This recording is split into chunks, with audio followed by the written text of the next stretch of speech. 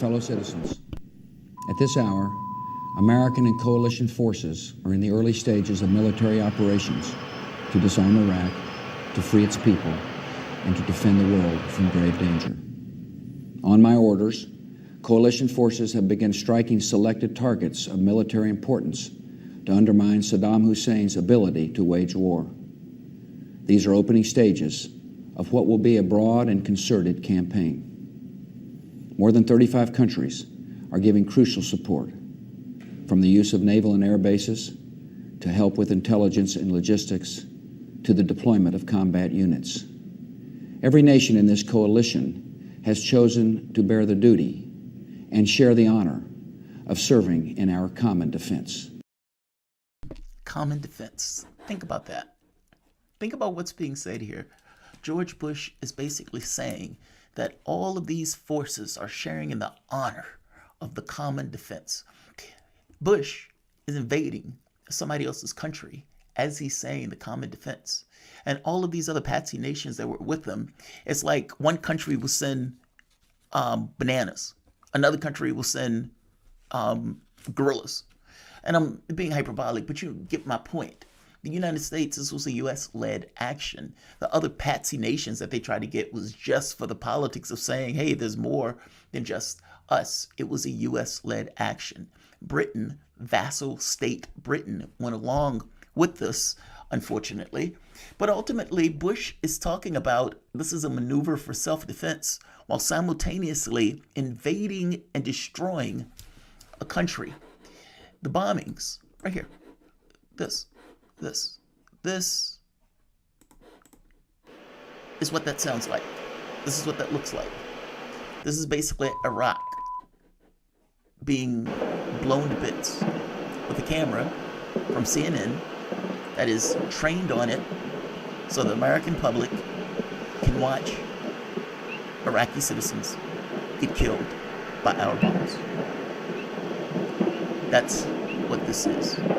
Think of how grim that is. You can even hear cars honking at certain points.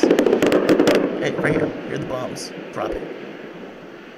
It's phenomenal. Look at that.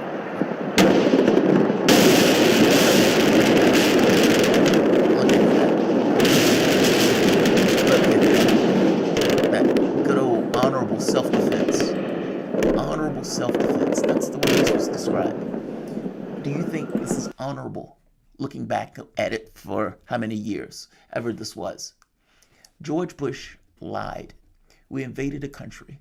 We killed 1 million people, or 1 million people died as a result of us invading it. And fact of the matter is, whether we held a bullet that put it in the various people or whether those people died as a result, those people died as a result of our actions. They might as well have been killed by our hands. This war led to further wars going into Libya, into Syria, with attempts on trying to knock down Syria and attempts on trying to knock down or go after Iraq. The Syria one wasn't successful, even though 500,000 people lost their lives as a result of that particular war. But going back to Iraq for a moment, George Bush invaded that country and lied us into that war. It was clear that it was a lie. There were no weapons of mass destruction. They did cherry pick the evidence. They were playing the media in order to get the media to run along with it. And then at the end of the process, after the media basically inflamed the administration as they went into it, into the war, at the end of it, media just moved along like nothing happened, as if they did not give support materially to the Bush administration as it invaded another country. Shock and awe. This is what's taking place here. When Bush is giving that speech, you know at this point, you have the context to know that Bush is lying through his teeth, and that every bomb that goes off, every person that gets killed is basically a person that is being killed in a war of aggression. Take one component of this, and this is somewhat of an odd topic, because I'm going to make the argument that if the United States can humanize something as monstrous as a war criminal, then how can we ever trust anything that comes out on the subject of UFOs And how can we ever expect to get a contextual understanding of that subject of UFOs, especially since it is dramatically in the black, more so than pretty much anything else? I think when people think about the subject, they have these boxes in their head where they say, okay, this is a UFO topic and this is weird and this is everything else. And this is basically the normal operations of our day. But what if it's not that way in practice? Meaning those two boxes aren't real. At the end of the day, these two things exist simultaneously. And when they're writing a report and everything else, this notion of something that is ethereal and that is out there is going to become far more material and far more pertinent in the way we engage in our affairs. The fact of the matter is, people need to start to reconcile that this stuff is in the black, and the same media that will present and drop context for an American perspective is going to be that same media that's reporting this information to you. If media and U.S. media can do something as monstrous as humanize a war criminal, absolve a war criminal of the deaths, the rivers of blood that they've caused, and drop context to such a degree that you look at this person and think, oh, he's so grandfatherly, missing the fact that there's rivers of blood that he's responsible for, then how can we ever trust it on the issue of UFOs? Meaning an issue that is dramatically and radically in the black. How can we ever trust it on that issue when they can do something as monstrous as that? Yeah, we should talk about it. Welcome to the Soapbox.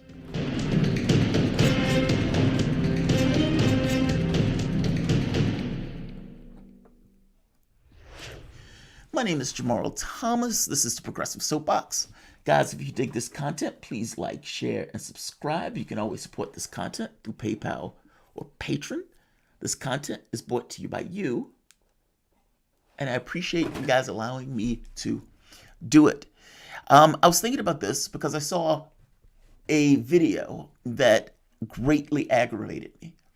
And just in the conversation about UFOs, you know, I've had various people on, like Elizondo, Nick Pope, Grant Cameron, Stephen Bassett. I've had all of these people on to have conversations about this particular issue. And some people, especially the ones that are more militarist-minded, like Pope and Elizondo, they give you a certain perspective that sometimes on the outside of the UFO field you don't necessarily get. My perspective is from a political space. And to me, these things exist simultaneously. And to me, it is utterly and entirely terrifying. And I want to share some of my terror with you. Let's go back to this for a moment. Let's hear more of the shock and awe. The bombs drop. That each and every bomb that's dropped is a bomb that's dropped on an innocent person, because this is a war of aggression. We know that Bush lied into this war. Take one item. In the background. Torture. Rahman wearing on his socks and a diaper. Supervisor is concerned regarding hypothermia. Rahman subject to 48 hours of sleep deprivation, rough treatment, cold shower, and other measures, but remain non-compliant, subject to cold conditions, minimum of food and sleep, confused due to dehydration and fatigue. This is the torture logs. Yeah. Torture is supposedly against the law.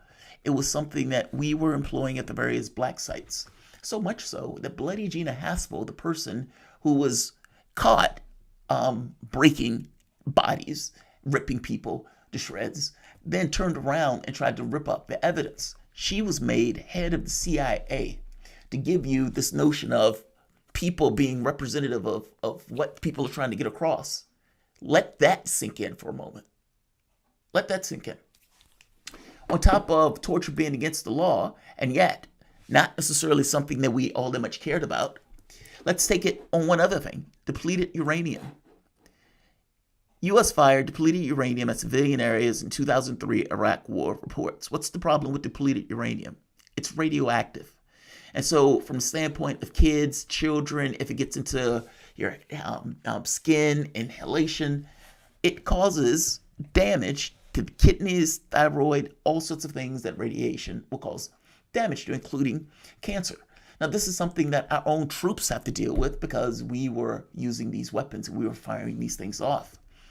Whether or not our troops were heavily dealt with it, or meaning engaged with it or not, we were using those weapons into foreign countries that was clearly going to leave a signature on the ground, and we didn't give a shit about how those people were affected by it.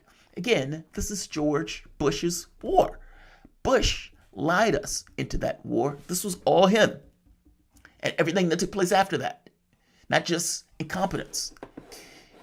Iraq is suffering severe birth defects. At the same time, epidemiological studies conducted by faculty members at Basra College of Medicine showed a correlation between depleted uranium contamination and disease. Causes of leukemia in children in Basra increased 60% from 1990 to 1997, for example. In the same period, there was a threefold increase in the number of children born with severe birth defects. Now, let's move to the next war under Bush. Right here. They were doing research in regards to the same study, same issue. She traveled to Iraq's Fallujah's General Hospital in 2010 to research birth defects and co-authored studies in 2010 and 2012. One main problem had that there weren't enough families who had normal children ended up with fewer families to study, meaning there were so many kids with birth defects that they were having difficulty finding kids that were just normal without the birth defects. Now, the U.S. doesn't like to own up to the fact that the depleted uranium could be one of the proponents of this. But there's a clear correlation, if not necessarily determined to be proof positive causation. Her colleagues concluded that many of the Iraq babies were born with congenital heart defects, spina bifida, and other deformities because their parents had high levels of lead, mercury, and uranium levels in their hair, nails, and teeth. They suggested that the toxins came from airborne pollutants released during the Iraq War. Toxic metals such as mercury and lead are integral to parts of war ammunition, are extensively used in making bullets and bombs. It says the results section of the study. We were using weapons that basically were causing birth defects. We knew it caused birth defects. We didn't care about it, and yet use those weapons anyway. I want to add one more point to this. We can look back now and say, well, we didn't know that this was taking place back then. Now, the problem is a lot of people did know that this wasn't, that this was BS and that George Bush was lying about this war. One of the people that knew was this person. So, Speaker Pelosi, you resisted calls for the impeachment of President Bush in 2006 and President Trump following the Mueller report earlier this year. This time is different. Why did you oppose impeachment in the past? And what is your obligation to protect our democracy from the actions of our president now? Thank you. Thank you for bringing up the question about, because when I became Speaker the first time, there was overwhelming call for me to impeach President Bush on the strength of the war in Iraq, which I vehemently opposed. And again, I say again, I said it other places. That was my wheelhouse. I was intelligence. I was the ranking member on the Intelligence Committee, even before I became part of the leadership of Gang of Four. So I knew there were no nuclear weapons in Iraq. I knew there were no nuclear weapons in Iraq. Joe Biden didn't care whether there were nuclear weapons in Iraq. He just wanted Saddam Hussein deposed. They killed upwards of 1 million people. And to this day, there are birth defects that are taking place as a result of the weapons and the munitions of that war. And when you add to it that we were lied into that war, it gets that much more monstrous. 4,000 American lives, $7 trillion. I would imagine that price tag is that much higher at this point. 1 million Iraqi lives, let alone the number of Afghanistans, the number of people who were displaced, the number of people who had fled to the various countries, the number of people who were killed by ISIS as it propagated as a result of the actions that Bush took place. People put into cages and drowned, people set on fire, people beheaded as a result of George Bush in that war. Does the media know that? Of course they know that. And yet, Despite the media knowing that, you still will get a situation like this. You ran as a compassionate conservative. I did. Do you believe there are compassionate conservatives today? Absolutely, I'm one. And I think there are a lot. The problem is, with an angry society, it's hard to punch through with compassion. This man got 1 million people killed. This needs to be understood. How are you having him here like this? How do you have this picture? How is he here? How do you do this? You realize each time you show George Bush in a light like this, you utterly and entirely diminish the value of the lives of the Iraqis that he killed, that he was absolutely responsible for killing. And this is what we show in our media. What does Iraq think about this? Think about that for the moment. 1 million people killed. Think of the number of people that were affected in that war. Think of the number of babies that were born, that were injured as a result of George Bush and his actions. And they're sitting him acting like he's some kind of grandfatherly person, dropping the context. What matters more? That Hitler kept the trains running and that he liked dogs? Or that he, was executing Jews? Which one matters more? Because what it seems to me as if the argument for America is that the trains running matters more than the number of Iraqis or Muslims that Bush utterly and entirely radically butchered. How does mainstream media show this in this light? How do you drop the context, the vulgarity of somebody that's so utterly disgusting and repugnant from the standpoint of ethics and morality, and you show him in this light as if he's some just grandfatherly old man just talking about compassion? He has 1 million deaths, at least, to put it mildly, on his conscience. He has torture on his conscience. Black sites where they rip people up just to get information to try to cherry pick some kind of data to make a link between Saddam Hussein and Osama bin Laden, because that link didn't exist. This is the guy who they're showing like that. Even got a little sunshine behind him. If mainstream media is willing to do this, which is basically presenting a lie, and not just presenting a lie, look at this nice grandfatherly old man that just so happens to be a brutal war criminal that should be dragged before the Hague. And this is not just with Bush. This is even with things like, right here, Psaki. Listen to her on Iraq, on Iran. And the mainstream media is never going to say anything about this. My point is in the way that mainstream media drops context. Think of the context that needed to drop to show Bush in a light like that, despite all of the vulgarities that is associated with. He is going to bust hell wide open if hell exists. But from the standpoint of mainstream media, those Iraqis don't matter. Those 4,000 Americans don't matter. The fact that the war didn't need to happen doesn't matter. The fact that Bush lied us into a war doesn't matter. The fact that he was perfectly okay with torture, not to mention flagrantly spying on the American population, none of that stuff matters. All of it is a clean slate. And George Bush comes back bleached, washed anew.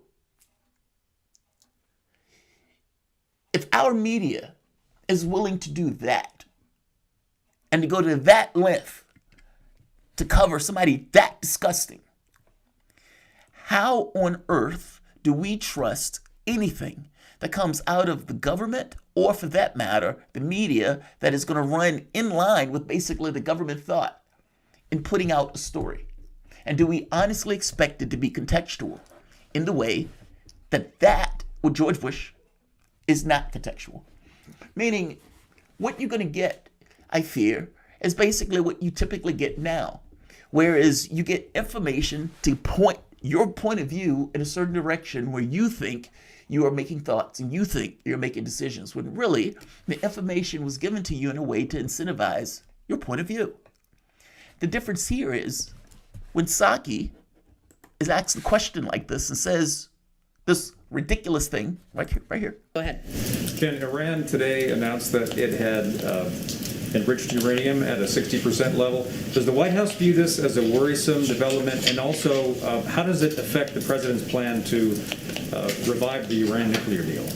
I believe they made the announcement earlier this week, but regardless, as we stated earlier this week, we take seriously Iran's provocative announcement of its intention to begin enriching uranium to 60%, which the P5+1 should be unified in. Let's stop right there for a moment. Think about what's taking place here. Think about what's taking place. Jen Psaki is acting as if the United States is the honest, good arbiter in this, as opposed to the United States being the party that exited the deal and then turned around and started murdering members of Iran in this kind of pressure campaign. We pull out the deal. We committed those crimes and vulgarities. We did the pressure campaign. That was us. That wasn't them. They stayed with the deal. I can call bullshit on this, and I could say she's full of shit. I could say that. And I could say that as a flat fact, just because I know the history of what took place. I knew the politics of what was taking place over the course of the X number of years.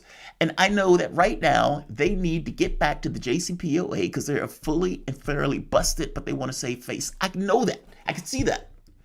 What if I couldn't see any of the other things? And what if she comes out and says this statement, and the only thing I have to go on is that statement? Then what? What do I have to go on?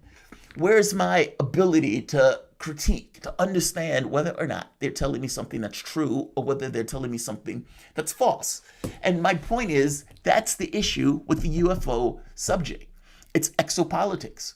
You're stuck listening to what you know in every other situation is a biased actor that wants you to take a certain point of view that is in their interest.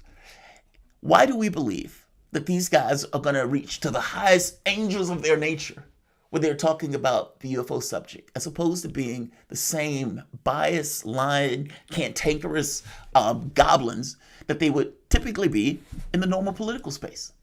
My point here is that the same politician that will bullshit you like this is the exact same politician that is going to be giving you information on UFOs, UAPs, whatever they want to call them.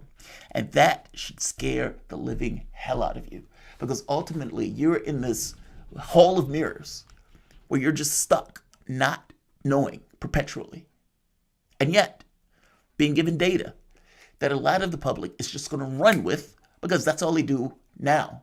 Run with it. Passively accept the information that they're given, form an opinion based on the passive acceptance of the information that they're given, and run with it. And whether it's true or false, it becomes this kind of milieu, this thing that they soak into. That should terrify you. Your reality can now be affected on some level by things you can't see, you can't touch, and you would never come in contact with. And yet, they can give you information and put the society in a certain point of view based on something that they're going to tell you that you can never touch. That is terrifying. That is the UFO subject.